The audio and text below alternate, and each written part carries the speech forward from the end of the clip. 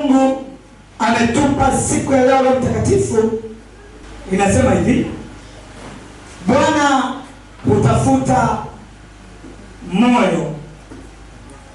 Bwana hutafuta moyo yote. Bwana hutafuta moyo yote. Andika hapo, utanielewa baadaye. Bwana hutafuta moyo yote. Mwambie jirani yako, Bwana. Mbona useme kwa sauti jamani? Kwa sauti kubwa.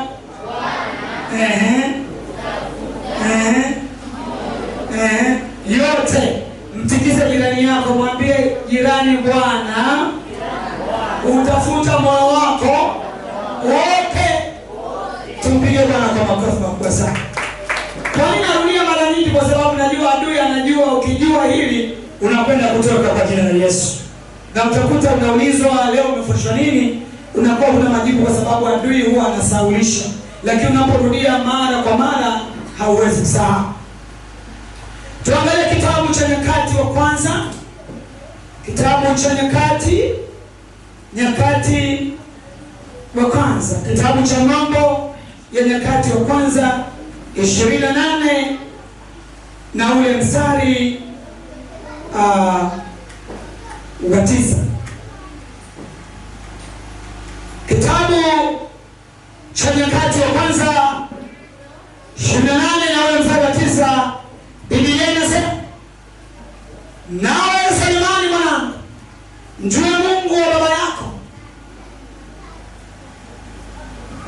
ukamtumikie kwa moyo mkamilifu na kwa nia ya kumkubalia, ya kumkubali, kwa kuwa Bwana hutafuta mioyo yote. Hebu tusome wote. Haleluya. Mmepata hapo Haleluya. Kanisa, haleluya. Hebu tusome wote kwa pamoja. 1, 2, 3 turudie. Nawe Sulemani mwanangu, mjue Mungu wa baba yako, ukamtumikie kwa moyo mkamilifu na kwa nia ya kumkubali, kwa kuwa Bwana hutafuta mioyo yote na kuyatambua mawazo yote ya fikra.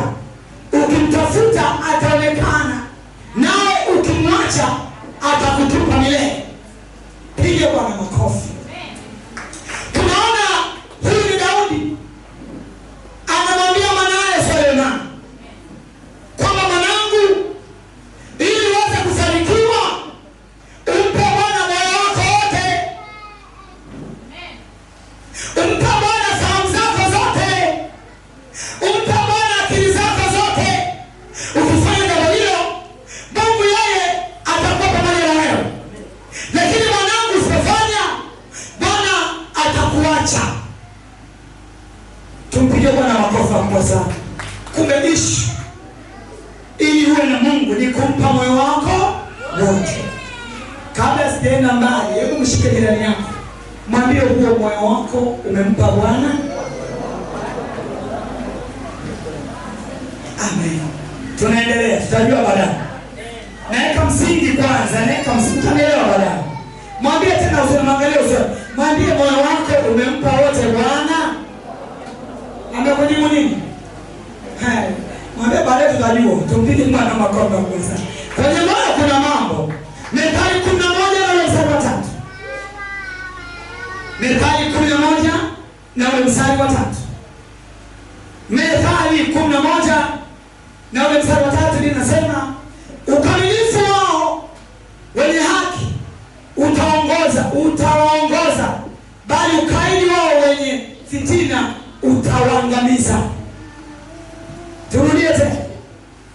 Ukamilifu wao wenye haki utawaongoza, bali ukaidi wao wenye fitina utawaangamiza. Utanielewa baadaye fitina inaanzia wapi. Tumpige Bwana makofi makubwa sana. Haleluya. Methali 4 na ule mstari wa 25 wa 23 hadi 27. Na msingi alafu baadaye tutakwenda kuikomboa mioyo ya watu leo imwelekee Mungu kwa jina la Yesu. Methali 4:23. Methali 4 na ule mstari wa 23. Na kuendelea. Biblia inasema linda moyo wako kuliko yote uyalinda, maana ndiko zitokako chemchemi za uzima. Rudia tena na nini? Yanasema linda moyo wako kuliko yote uyalindayo, maana ndiko zitokazo chemchemi za uzima. Halo. Nataka nifundishe kidogo. Bwana Yesu apewe sifa. Amen. Moyo mtu ni injini. Moyo wa mwanadamu ni injini ya kuleta mahusiano mazuri na Mungu ama ya kuleta mahusiano mabaya na shetani. Bwana Yesu apewe sifa. Bwana Yesu apewe sifa. Kwenye moyo hakuna jambo lolote ambalo mwanadamu anaweza kulifanya bila kuanzia kwenye moyo. Haleluya. Hata hapo ulipokaa hauna mawazo ya ibada, una mawazo ya mambo mengine uliyotendewa. Okay, utanielewa tu, bado utanielewa. Mtikize jirani yako, mwambie uko vizuri. Nasema hivi, hapo ulipokaa yakini umeumizwa na mtu ambaye yuko kanisani ama ni kiongozi ama mshirika mwenzio, ukamweka moyoni. Utanielewa? Mtikize tena jirani yako, mwambie nawaza mimi. Hapo ulipo unawaza madeni. Moyo wako umejaza wanayekudai. Hapo ulipo moyo wako umejaza watu ambao unawadai. Yaani ukimwangalia hivi unasema hasa wapendwa hao. Yaani nimemkopesha hajanilipa hela mpaka leo. Moyoni nimemweka kwenye moyo. Utanielewa? Hapo ulipo una maumivu ya mambo uliyotendewa na yule mchumba anayekuumiza akakuachia mimba na watoto. Umemweka moyoni. Kweli mama. Mweka moyoni. Umemweka moyoni. Ukamaliza Bwana, unafunga, unaomba, unatoa sadaka, lakini umeweka watu ndani ya moyo wako.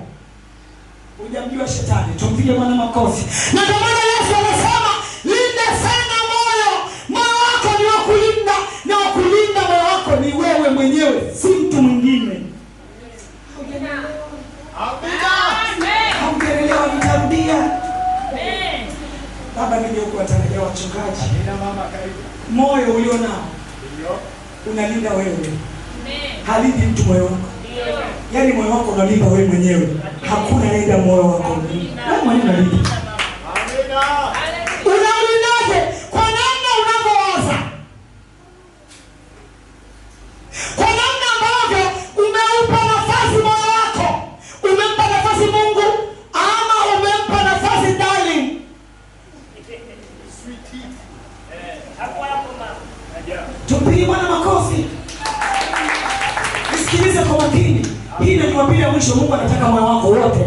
Hataki nusu, anataka moyo wako wote. Yaani moyo wako, mawazo yako umewekea yeye. Na ndio maana wachawi wamefaulu kukamata mioyo. Kuto kusamehe, kuwaza mabaya, kusekenya, uzushi. Tupige Bwana makofi. Haleluya. Amina. Haleluya. Mpendwa akikuuzi ndani ya kanisa, unakimbia huonekani kanisani. Lakini bosi wako kazini akikuuzi, uache kwenda kazini. Amina. Amina. Mungu anataka moyo wako wote. Tumpige Bwana makofi. Watu kwenye kazi yako wakikuuzi, hawachi kwenda kazini wewe. Lakini ukiuziwa ndani ya kanisa, kanisani pia tuje. Ni kanisani asiyende Bwana. Kanisani ni sasa hivi sifanyi chochote. Kama alikuwa na majukumu, anaacha kufanya majukumu. Wameniuzi sana. Yaani mko kusema za kweli. Yaani wameniuzi kwa kweli. Yaani Bwana nikwambie kitu, anayekuuzi si mwanadamu, anayekuuzi ni shetani. Ukiona unaacha huduma yako, unaacha kile ambacho Mungu amekuitia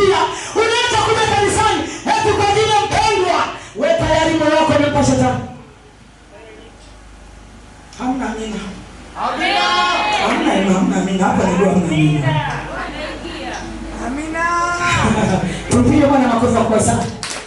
Kama unampenda Mungu, hautaona aliyekuzidi mtu. Utamwona ndani yake yuko shetani.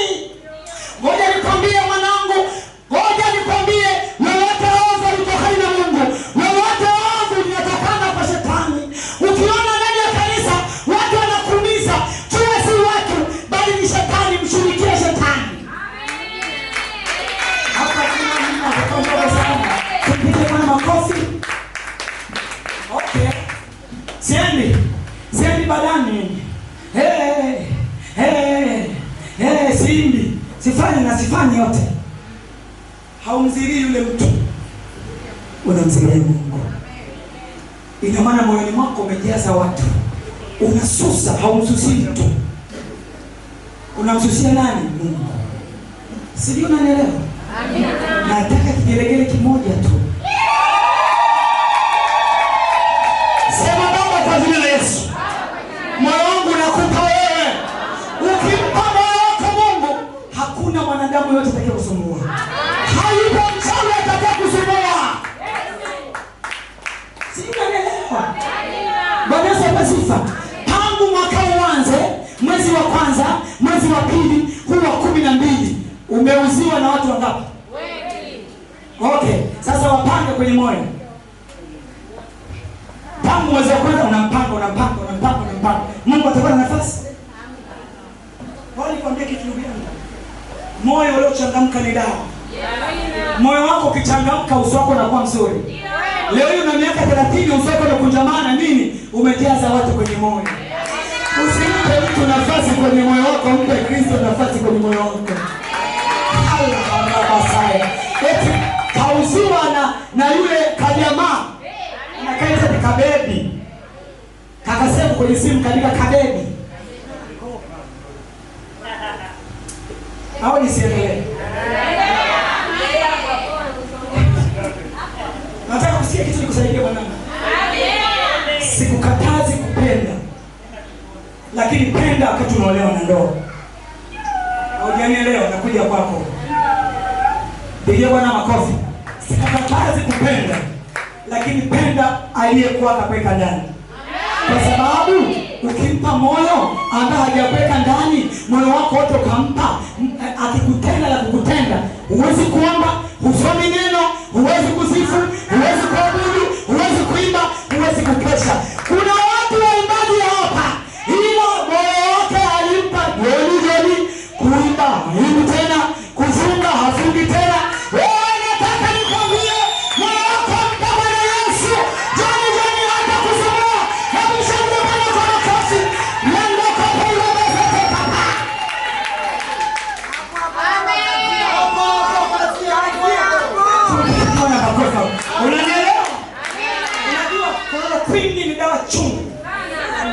Lakini ndio inatibu malele. Tupige Bwana makofi, haleluya. Kuna mabinti hapa, wamama mpo. Binti amejifungia ndani. Ukimwona binti amejifungia ndani, analake jambo. Kweli mama sema wapone. Shuka amejifungia ndani ya koti. Jua jioni. Kampenda kwenye message. Ama kamwona kwenye status. Ama karushiwa kwamba yuko na mtu mwingine. Watoto wangu nataka niwaambie, ukiwa na Mungu atakupa mtu mzuri kwenye maisha. Na hata kuuliza, ukiona anakuuliza hakuwa kwako, wako hakuulizi wewe. Tatizo moyoni mwako umeweka bado kumweka Mungu. Ukiwa na Mungu mwanangu na vyote, moyoni mwako ukiweka Mungu, Mungu atakusaidia kuchagua chaguo ile sahihi kwenye maisha yako. Lakini moyoni mwako ukiweka, hapa naongea, kuna mtu naongea naye. Kwenye moyo ana John. Amina. Kwenye moyo ana Yusufu. Amina. Kwenye moyo ana Ali. Kwenye moyo ana Hamisa. Wewe niwaambie kitu. Mungu angefungua mioyo, mkaangalie moyo wa watu, amewapanga, kawapanga, alafu anaweka nani. Huyu